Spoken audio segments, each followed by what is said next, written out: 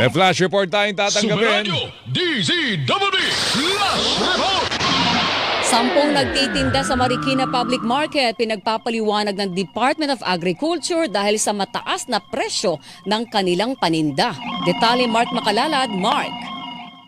Abot sa 10 mga nagtitinda ng mga pangunahing bilihin ang pinagpapaliwanag ngayon ng Department of Agriculture sa isinagawang Special Joint Price and Supply Monitoring dito sa Marikina Public Market kasama ang Department of Trade and Industry. 5 nagtitinda ng sibuyas ang pinagpapaliwanag ng DA at 5 nagtitinda ng karne ng baboy ang pinagpapaliwanag sa pamamagitan ng ibinigay na Notice to Explain.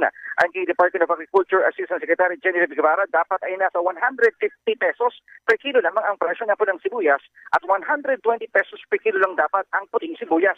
Pero lumalabas sa kanilang monitoring na umaabot ang hanggang 240 pesos per kilo ang pulang sibuyas at 150 pesos per kilo ang puting sibuyas. Habang sa karne naman na dapat ay hanggang 370 pesos per kilo ang bentahan ng karne ng baboy, na monitor nila dito na umaabot ang hanggang 400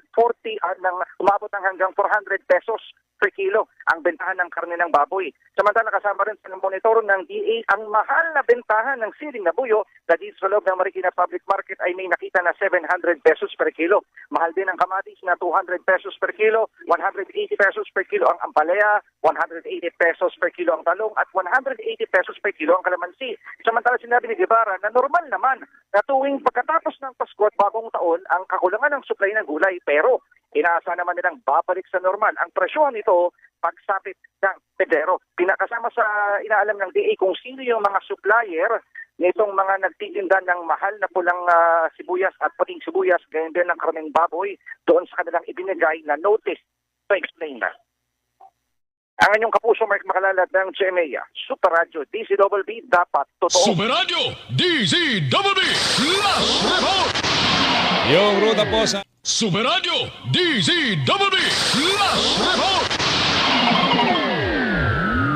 Bilang ng mga walang trabaho noong Nobyembre 2025 bumaba kumpara sa naitala noong Oktubre 2025 ayon sa datos ng Philippine Statistics Authority o PSA.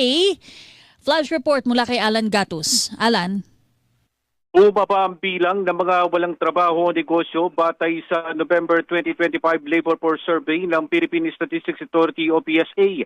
Ayon kay Undersecretary Dennis Mapa, National Statistician and Civil Registrar General ng PSA, naitala sa 2.25 million ang mga walang trabaho o negosyo noong November 2025.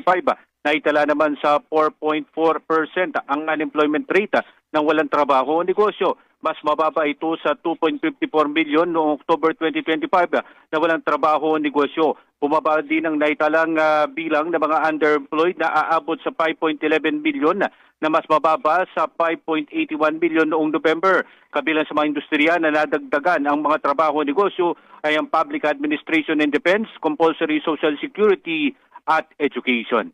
Ako si Alan Gatus ng GMA sa Paradyo DZWB. Dapat totoo. Superradyo DZWB Flash Report. Nakangalahati na. Superradyo DZWB Flash Report. punta muna tayo ho at kausapin natin dahil ang Manay, Davao Oriental niyanig ho ng lindol. Nasa linya si Mr. Benz Rodriguez, Science Research Specialist sa Seismology Division ng PHIVOLCS. Sir Benz, magandang umaga po sa inyo. Super Radio DZWB. Si Weng Dela Peña po ito. Hello, magandang umaga Sir Weng at sa lahat po ng tagapakinig at taga-subaybay ng programa natin. Yes po. Opo, kuha po kami ng detalye.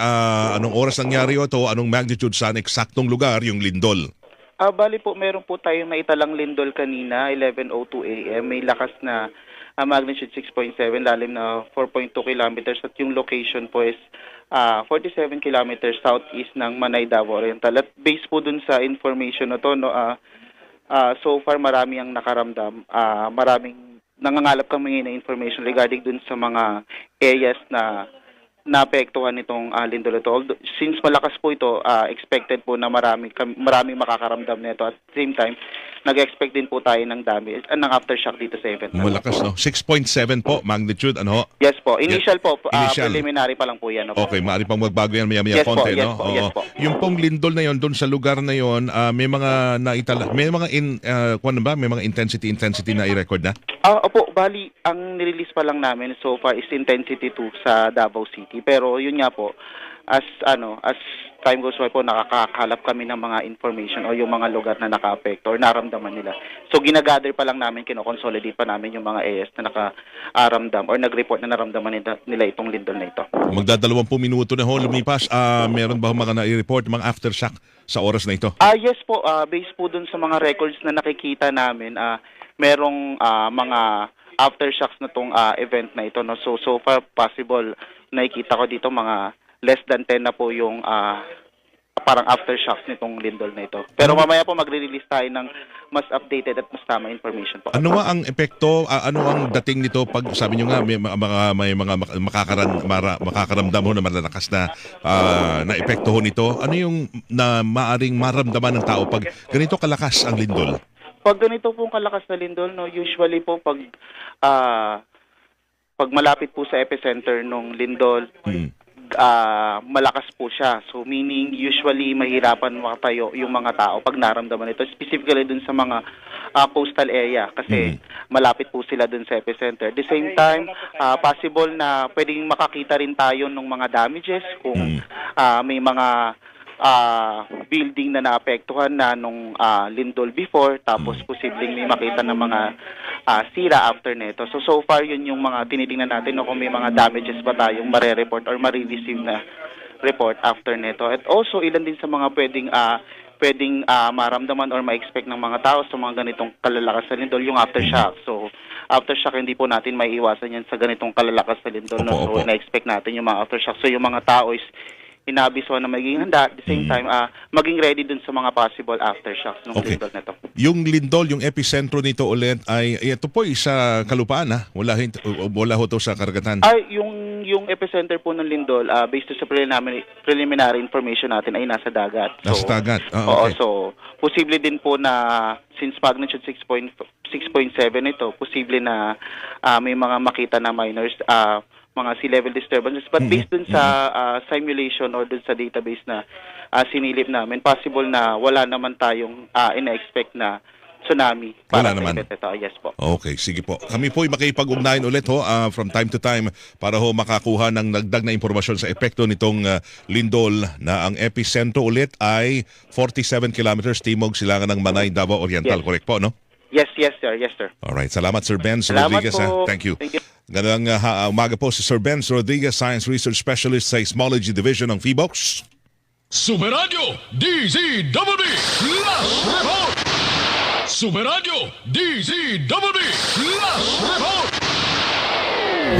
Oy, plus report ang tatanggapin mula sa Super Radio Cebu. 2 tao ang arestado sa baybat operation sa Bohol. Halos 70 milyong pisong halaga ng illegal na droga na kumpiska.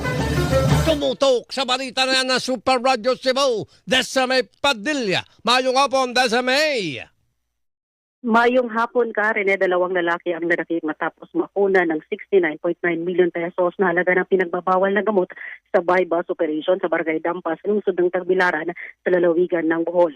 Umabot sa 10,285.6 grams na illegal na droga na nakakahalaga ng 69.9 million ang nasabat mula sa mga suspect. Kabilang sa mga naaresto ang isang bodegero na subject sa buy-bus habang ang isa ay taga Muntinlupa City na taga-deliver ng droga. Sa ngayon, nasa kustodiya na ng pulisya ang mananakit kung saan ay maharap ito sa kasong paglabag sa Republic Act No. 9165 o Comprehensive Dangerous Drugs Act of 2002. Ako si Desme Padilla ng ulat para sa July Super Radio DZBB, dapat totoo. Super Radio DZBB Last Report! Hataw sa hapon, Bantay, Bulkan. Super Radio DZBB Last Report! Bulkang Kanlaon, kasalukuyang nagbubuga ng abo. Flash report. Hatid ni Glenn Huego. Glenn. Sa abiso ngayong hapon ng Seabook, sa salukuyang nagbubuga ng abo ang Bulkang Canlaon sa Negros Island. Sa ngayon nananatili sa Alert Level 2 ang Bulkang Canlaon. Kahapon lamang nagbuga din ng abo ang nabanggit na bulkan. Patuloy namang nakabantay ang Seabook. Abang ng mga follow-up report, ako sa Glenn Huego ng Super Radio DZWB. Dapat totoo. Maraming salamat, Glenn Huego. Super Radio DZWB Last Report. Pantay Bulkan! Saan ka pupunta? Pinapura ka ng lente. Pakita natin sa kanila. Magagawa natin maging matino ang mga pulis na. Ibaba mo yan. Kung hindi, ang dulo ng baril ang huli mo makikita. Hindi kayong manilis. Dalawang bagay. Hulungan o sementeryo. Laka FPJ sa GMA 3:15 p.m. Siya na ang birthday queen ng January, siya pa ang drama queen ng Megacine. Kung saan, kailan at paanong labanan. Magpasabi ka lang, hindi ko kayo uurungan. Sakang ipokrita. Palipat-lipat naman sa kung kani-kaninong lalaki. Maaaring malaki ang utang na loob ko sa'yo, pero hindi mo maaaring angkinin ang aking pagkatao. Tapos ng panluloko mo. Panluloko kayong lahat! Promise you, everything will be alright. Sharon Cuneta, every Friday on Megacine. Dito sa Viva Cinema. This January, back-to-back ang pag-respack ng action heroes. Wala silang uurungan para sa kanilang minamahal. Ayoko may masama mangyari sa'yo. Abangan sina Raymart Santiago, Walang pastusan na! Cesar Montano, Lumayo na tayo ng Maynila. Susunod ako sa inyo pagkatapos ng misyon ko. Bong Revilla, Ang babae, hindi pinapatulan. Philip Salvador, at Ronnie Ricketts. Pupulihin ko na to. Back-to-back Cine Saturday. Simula 12 noon sa Viva Cinema. Kwento ng pag-ibig na tunay at tapat. Stan, patagal kang nawala. Pero ni minsan sa puso't sa isip ko, hindi ako nakalimot na mahal kita. Maniwala ka sa akin, Catherine. Mga pagsasamahang walang katulad. You will be called the Eagle Squad. Pinanata mo na kami, hindi pa tayo talo. Hi, girls! Hi, Pogi! Hello, pare. Arigado na. Okay. Ayos. At mga eksenang tatatang ang linyahan. Oo nga pala, marami nga pala kayo naibigay sa akin. Mga teknik sa dibdib. Sinabi ko! Sinabi ko! Yan ang mga digitally enhanced movies ng Sabado Cine, 8 p.m. sa Viva Cinema. Masayang balik-balikan. Doble ang saya, doble ang drama, doble ang bakbakan.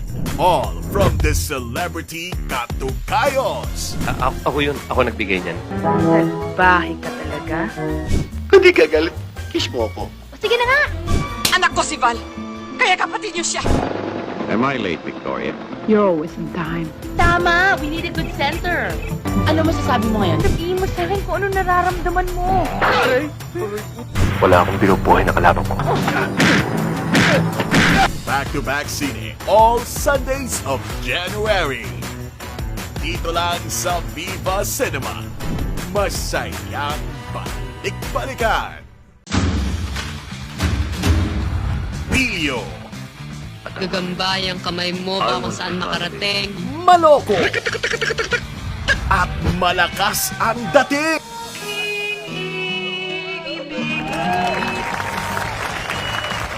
Pero kung kinakailangan, Kakampi ba kita o kaaway?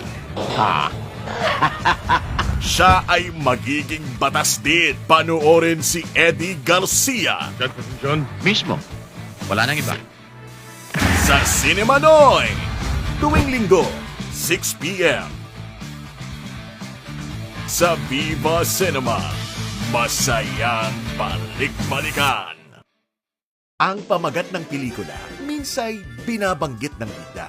Paikot-ikot ka pa? Wala ka naman tinamaan. O kaya'y hango sa movie theme song for better record. Ikot-ikot, kay Rami Kahit konting